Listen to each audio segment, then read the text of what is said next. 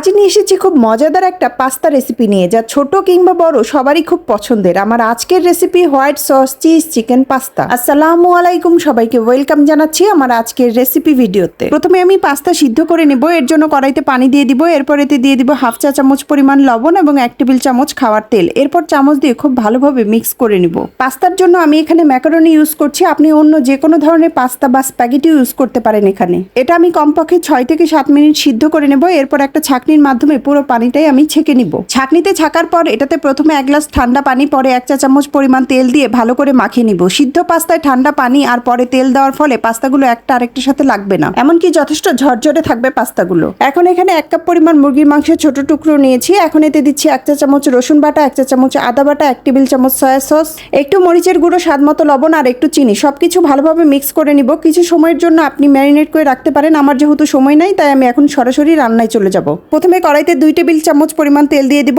এরপর এতে মাংসটা দিয়ে মাংসটা খুব ভাজা ভাজা করে নিব তেলে। মাংসটা যখন অনেকটাই হয়ে আসবে তখন এতে কেটে রাখা ক্যাপসিকাম আর গাজরটা এতে দিয়ে দিব। আমি এখানে ক্যাপসিকাম আর গাজরটা ছোট ছোট কিউব করে কেটে নিয়েছি। ক্যাপসিকাম আর গাজর দিয়ে খুব ভালো করে মিক্স করে এতে হাফ চা চামচ পরিমাণ টমেটো সস দিয়ে দিচ্ছি। মুরগির মাংসটা এখন আর আমি বেশিক্ষণ রান্না করব না, কারণ ক্যাপসিকাম আর গাজর দিয়ে ওভারকুক করলে এই সবজিগুলো আর খেতে ভালো লাগে না। এই তো এখানে টমেটো সসটা দিয়ে মিশিয়ে নিচ্ছি। এখন এটা উঠিয়ে সাইড করে রেখে দিব। এখন আমি চলে যাব পরের স্টেপে। এখন আমি হোয়াইট সস বানানোর জন্য প্রথমেই কড়াইতে বাটার দিয়ে দিচ্ছি। বাটারটা মেল্ট হতে খুব একটা সময় লাগবে না। বাটারটা যখন পুরোপুরি গলে যাবে তখন এতে দিয়ে দিব 2 টেবিল চামচ পরিমাণ ময়দা। এখানে অবশ্যই খেয়াল রাখতে হবে আপনার চুলার তাপমাত্রা থাকবে পুরোপুরি লো ফ্লেমে। তাপমাত্রা বেশি থাকলে আটা দলা পাকিয়ে শক্ত হয়ে যেতে পারে, তখন কিন্তু আর আপনি সসটা বানাতে পারবেন না। এরপর আমি 1 কাপ পরিমাণ দুধ নিয়ে অল্প অল্প পরিমাণ এতে দিয়ে দিব আর মিক্স করে নিব। এখানে খুব সময় নিয়ে খুব ভালোভাবে এটা মিক্স করে নিব, যাতে খুব স্মুথ একটা সস তৈরি হয়। আর পুরো দুধটা কিন্তু একেবারে দেওয়া যাবে না, অল্প অল্প করে দিয়ে মিক্স করে আবার দিতে হবে। আমার মিক্স করা হয়ে গেছে। এখন এতে দিয়ে দিচ্ছি 1 চামচ পরিমাণ সাদা গোলমরিচ গুঁড়ো, 1 টেবিল চামচ পরিমাণ চিনি, স্বাদ মতো লবণ।